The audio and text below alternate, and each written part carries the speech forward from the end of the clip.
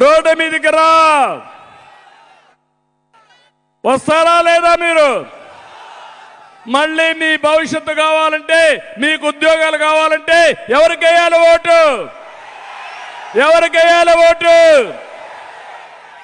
ఇంకో పక్క first time ఓటర్లు ఉన్నారు, వాళ్ళందరికీ విజ్ఞప్తి చేస్తున్నా, రోడ్డు మీదకి రమ్మని అలాంటి పిల్లలందరినీ. మీ భవిష్యత్తు కోసం ఓటేయండి. మీ భవిష్యత్తుకు గ్యారంటీ ఇచ్చే భరోసా నాదే అని మరొకసారి విజ్ఞప్తి చేస్తున్నా. పెట్టుబడులు లేవు, పరిశ్రమలు రావు, ఉండే పరిశ్రమలు పారిపోతాయి. బీసీ, ఎస్సీ, ఎస్టీ, మైనారిటీకి రక్షణ లేదు, వారికి గౌరవం లేదు, వారి సమస్యలు పట్టించుకునే నాదుడు లేడు. ఈ ఎన్నికల వేళ మీరు ఆలోచించండి.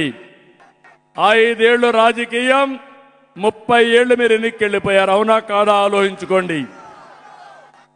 ఇలాంటి వ్యక్తి ఈరోజు కొత్త వేషం వేసుకొని వస్తున్నాడు. ఆయన మాట్లాడేది మొట్టమొదటిసారిగా తాడేపల్లి ప్యాలెస్ దాటాడు ముసుగు వీరుడు. మొన్నటి వరకు పరదాలు కట్టుకొని వచ్చాడు, ఇప్పుడు రోడ్డు మీదకి వచ్చాడు. నేను చెప్తున్నా, జగన్మోహన్ రెడ్డి ఈరోజు నువ్వు చూశావు, నీకు ప్రజలు రారు, నిన్ను చీకొడుతున్నారు. అందుకే నువ్వు వచ్చినా నిన్ను దోషిగా చూస్తారు. అందరి జీవితాలతో ఆడుకున్న నువ్వు రాజకీయాలు పనికి రావని చెప్పే రోజు తొందరలోనే వస్తుందని చెప్పి కూడా నేను మీకు తెలియజేస్తున్నా. నిన్న మొన్న కొత్త మాట మాట్లాడుతున్నాడు.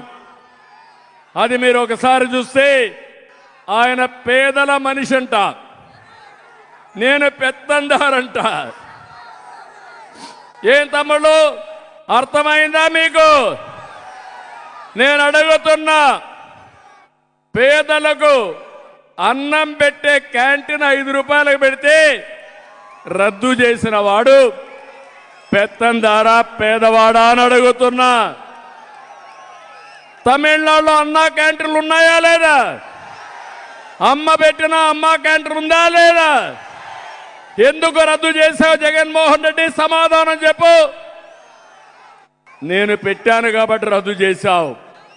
మళ్ళీ హామీ ఇస్తున్నా, ఎన్ని అన్నా క్యాంటీన్లు రావాలని అన్ని పెడతా, అందరికీ కడుపు నిండా తిండి పెట్టే పరిస్థితి తీసుకొస్తామని చెప్పి తెలియజేస్తున్నా.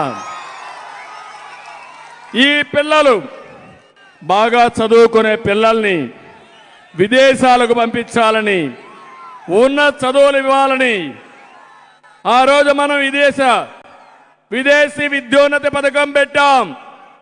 దాన్ని రద్దు చేసిన పెత్తందారి జగన్మోహన్ రెడ్డి.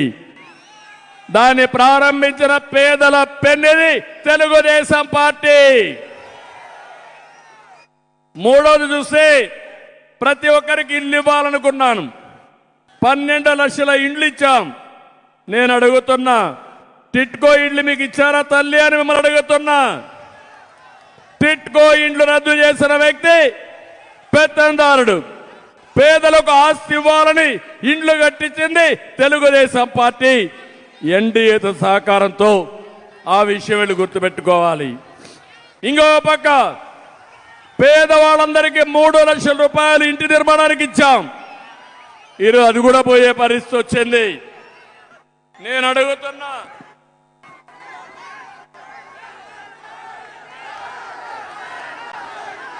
అడుగుతున్నా తమ్ముళ్ళని,